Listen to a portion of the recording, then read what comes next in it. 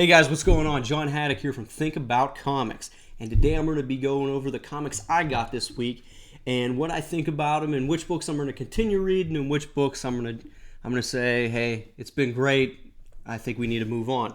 So the first book I got is from an independent company I haven't heard about until yesterday.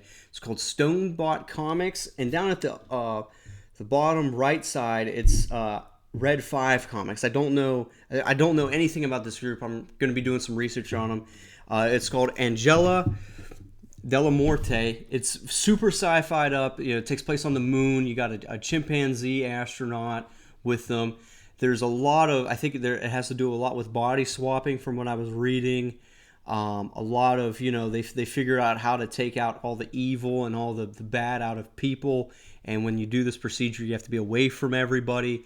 It's super, super interesting. I think that this is one of those plots that's really, really in depth and is going to keep you guessing. I'm super intrigued by this book. The art is fantastic. I mean, the cover, you can tell they do a lot of pencil shadings. And a lot of, I think, modern books now, especially with the big two, everything's digitalized. The inks and all that aren't. You don't have a lot of shading that looks natural. I mean, with this cover, you can see, how this part of her face is darker than the other side, and she's facing away. And even in the back here, where her I guess her harness, her backpack or whatever, it's a different shade, and it continues all the way down as if there's actually a piece of light on her. And I really appreciate those details, especially in a book like this. Here's a book that somebody probably paid money out of their own pocket to get made. They're paying someone to put it on the shelves instead of they're getting published by somebody else, and they're taking the time to really sit there and say, hey, look, we want to give you guys the best comic possible. And for me, this was a standout book for me. I really enjoyed it. I read the rest of the stuff here, and went back to it because I was just really intrigued by the story. The art, caught my attention, and this is something I'm definitely adding to my pull list. My only complaint so far with this book is that it's a 4-issue miniseries. I really wish that, this could have been maybe another story arc, or, one of those books that goes on for 30, 50 issues. Definitely going to look into Stonebot and Red 5 Comics, see what else they got going on, because, if they're putting out, stuff anywhere like this, definitely going to be picking up more books from them. My next independent book is Spawn 303. Big Spawn fan, obviously. It's hard for me to really look at a Spawn book and be like, is this good or bad? I definitely do see a new pattern here with McFarlane, especially when it comes to Spawn, is that the pattern is, okay, build up of Spawn kind of, doing some Art of War stuff where he's, playing to strengths and exposing weaknesses. And we see a lot of issues where he does that, and then we get that 300 issue where he fights the clown. He goes all out on him, and then we're kind of dialing back and going back into the recon level of, okay, what's my next step? What do I do? Where do I go from here? How do I plan it? This is another one of those books. He links back up with Jessica Priest. They have some dialogue. They're trying to figure everything out and plan their next move. So not a whole lot of action in this book. It's he's definitely, I think Todd McFarlane's really taking Al Simmons and taking him back from what Spawn is, and making him saying, hey, look, even though he has the suit with all the hell powers, he's really, this military specialized guy, and that's his superpower. The suit is just an added bonus to it, but the Hellspawn suit doesn't make Al the most dangerous thing to these beings. It's Al Simmons in general, and I think that's the take on it. The humanization of Spawn is what we're getting in these issues, and it's not necessarily a bad thing. It's not what we're used to with Spawn. Me personally, I prefer more the demons, the anti-Spawns, the Redeemers, stuff like that, where he's fighting them to the death and stuff. That's the stuff I like from Spawn. Little different direction, but that's okay. We're gonna stick with it. The only book I got from DC this week was Justice League 37. I've been really down on DC, mainly because I haven't really been satisfied with a lot of the stuff they've been putting out. Justice League, for its faults, it's still a fun book for me. I really like the Justice League members. I've always liked the DC characters more than I did Marvel. This book, it's your build-up book. That's all the Justice League is. You're getting issue after issue that's saying, hey, look, we're gonna have this huge battle. We're gonna have this huge battle, and this is another one of those books.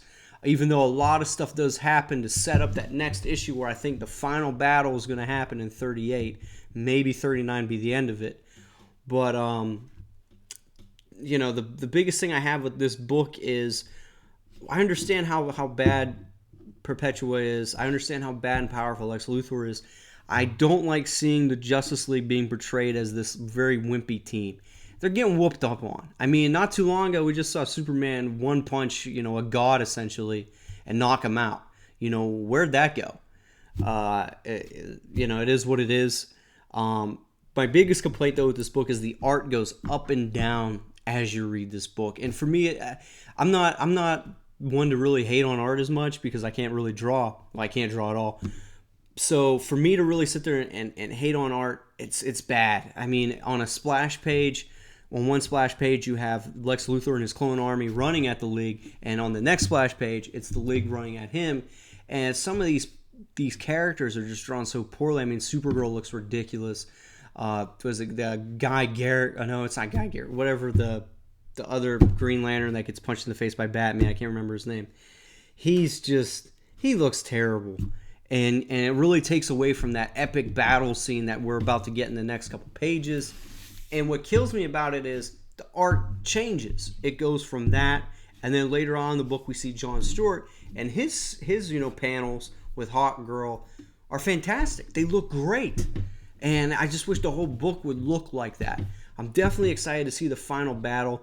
A lot of bias towards the Justice League for me. I like the characters, especially, Superman, Batman, Wonder Woman. So it's hard for me to really sit there and say, is this a really good book? Is this a really bad book? I enjoy it. Maybe if you haven't read it, check it out. Go get some trades, go get some back issues. Let me know what you guys think on it. Let's go to Marvel. I have Amazing Spider-Man 35. This is continuing the 2099 storyline, which hasn't really been anything to really talk about. This book doesn't feel like a 2099 tie-in. They're still going back to his sister being the spy, and they're trying to help him out with the chameleon and stuff. So he's doing this. The book is going its own route, but it's also like sprinkling on top the 2099 stuff. He's like, oh wait, Miguel was at the 2009 Spider-Man was at this the fight. What happened to him? All this crazy stuff. So I think all these one shots, I'm not getting any of them. I think that's just ridiculous. Especially knowing how bad the 2099 universe is.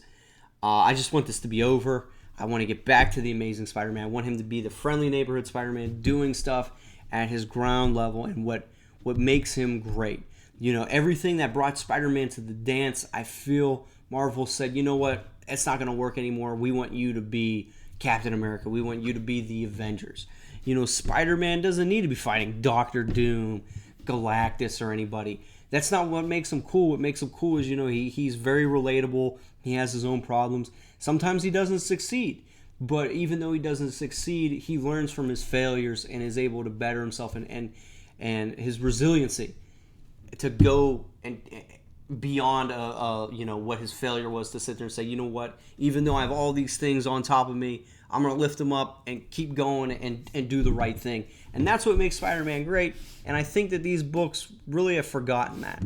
I'm a huge fan of Spider-Man. I'm going to keep on reading it. It's out there. Let me know what you guys think if you're reading it. So here's where me and Bethea are two sides of a coin on it. We're totally different. The X-Men books. We got 3 of them this week. This is one of the things I did not want to happen with the X-Men. I was hoping they were going to follow the, hey, look, every Wednesday a new X title comes out. We got 3 of them. Let's just get into it. So right now we have X-Men 3. This is the main book. I'm going to give it one more issue before I say goodbye. This book is focusing on, I think, all of the wrong things and portraying the X-Men in a way that's really not likable and really not relatable. I think that they're just... This book is just really weird, and it's really offbeat, and it just didn't feel like an X-Men book. I mean, I'm not a big of a fan of all these relationships that they're having. Scott's hooking up with Jean, Emma Frost, and the dialogue with them is just so unnecessary. There's a really a lot of campy dialogue in this book, and it's for a book that's sitting there saying, hey, look, this is the flagship X-Men book. This is the book that's setting a tone for all the other titles. It doesn't feel like that. This feels like it's the Scott Summers book. And I'm a Cyclops guy. I really am. I just don't like what they're doing with the X-Men characters in this book. I hate how Hickman is doing this where we're having pages of these graphs and all these extra stuff. Like, if you can't fit the story in and explain it in a way that fits in with the panels and the characters, maybe you're doing too much. Maybe you need to do a book that just focuses on, hey, look, this is, the Days of Our Lives Krakoa, instead of, the X-Men book feeling like a soapy kind of goofball book. It's just, I'm not getting the X-Men feel. I'm getting this whiny Inhumans feel to it. And I hated the Inhumans, and I'm really starting to hate the X-Men, especially these books. I'm giving this one more, and then I'm done. Let me know what you guys think. I'm really curious. I know, Bethea's in love with the X-Men books. They do no wrong. I would really like to hear what you guys think about this. So let's go to my favorite X-Men title, Marauders. Huge, strong one issue. Number 2 was a bit of a dive, but I get what they're trying to do. You set the tone with the first issue. Now you're establishing Kitty Pryde. You're giving her a place in the ranks of Krakoa. The problem I have with what they're doing is I feel like this book is going totally off. Like, we don't even see Kitty Pryde. We don't even see Iceman, the other characters in this book that made this, so cool. Like, I love the idea of them traveling around the world, hitting up these, these countries that are anti-mutant and fighting them and bringing back the mutants of Krakoa and, being these, like, pirates that are sailing the seas, helping mutants. That's not what we're getting. It's turning into this political drama of, I got to get... Sebastian Shaw has to get his family on top. He's got to beat out the White Queen. He's got to beat out Kitty Pryde. It's just enough. Like, I'm tired of reading that and all. That's what these X-Men books are slowly turning into, this, Game of Thrones-esque of, okay, what's Apocalypse doing? Okay, what's Charles really doing? What's Magneto doing on his side? You can't trust anybody in these books. I just feel like a huge betrayal is going to happen. And it's not what I was expecting with all the hype with what these X-Men titles have become. I feel like they're missing the mark on what they were supposed to be. I'm going to give this one a couple more issues, then I'm going to drop it. It's nothing like the first issue, or it's nothing like what the first issue said, hey, look, this is what we're going to do with the Marauders. Totally different direction so far. Not a fan of it at all. Next is Excalibur. I'm done with this one. I'm only going to be picking up Marauders, X-Force, and the X-Men book as of right now. I have no idea what the point of Excalibur is. I think it's trying to be like Justice League Dark and do a lot of magic stuff. The art, it's the toony stuff that we see in all the Marvel books. I think the problem with this book is they're doing way too much of this. You have they bring in an Apocalypse storyline. They're trying to do this Betsy Braddock Psylocke storyline, the Gambit storyline. They don't feel like a team, and I don't really care about what's going on in Camelot and Avalon and all this other stuff. I don't feel invested in this book at all, and I really wanted these X-Men books to work because I actually enjoyed the House and Power of X, even though I felt it lasted too long. They got me into X-Men, back into it, like saying, hey, look, I care about the X-Men now. This is a really interesting and dynamic plot. There's a lot of, depth to everything. And I think all that depth that Powers and House established is just getting slowly pulled back with all these titles. And you're reading them, and I feel like it's a chore to read an X-Men book, especially when we're not getting, what I feel. I don't know. I don't know what I should feel. I don't know what I should think of what I should get from these books, because from what the buildup was, what the hype was, to what we're seeing now, I feel like nothing's got accomplished at all. There's no difference between from when they established Krakoa and their government, from the final issues of House and Power till issue 3 of all these new titles. It just feels the same. And I think that's where these books are missing their mark. I'm done with Excalibur. Love to know what you guys think about this. So next is, I think Marvel's best superhero book is Daredevil.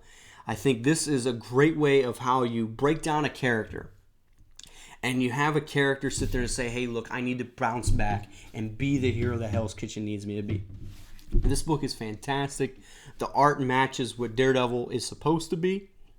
The storyline, it goes from issue to issue, and it's carrying over the plot elements, but more importantly, it doesn't feel like anything's being carried out. I think each issue is telling you something very, very important, and it's needed. And the next issue is fixing what happened in that previous issue and establishing new things. We've seen Daredevil progress from, the man with fear all the way up till now. And it's been a fantastic ride on what these guys have accomplished with Daredevil as a character. I'm a huge Daredevil fan, and the Mark Waid storyline was, it was what it was. Not my favorite thing. I was a big fan of the Bendis run, big fan of the Ed Brubaker run. I really, really like this run. It came out of left field, and I love it. Definitely check this one out, guys. If you're reading any of the other books from Marvel and you're not reading this, you're doing yourself an injustice. Check this one out. Please tell me what you think, guys. And this is all I got for this week.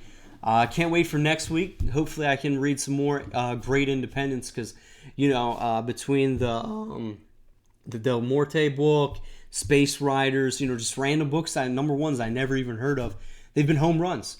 And I think I cannot wait to go back to the comic book shop and look at new number ones, new independents, and read those, because I feel a lot of these Marvel and DC books, with the exception of like Immortal Hulk, Daredevil, Justice League, is something it's a guilty pleasure. I've really been enjoying it. Just haven't really been doing it for me. I mean, I only got one DC book this month, and that is what it is. But hey, guys, support your local comic book store. Continue reading comics, whether it's digital, trades, the floppy single issues. Give a like, give a subscribe, hit me up in the comments. Me and Bethea will definitely get back to you. We're always loving to conversate with guys in the comments. Thanks, guys.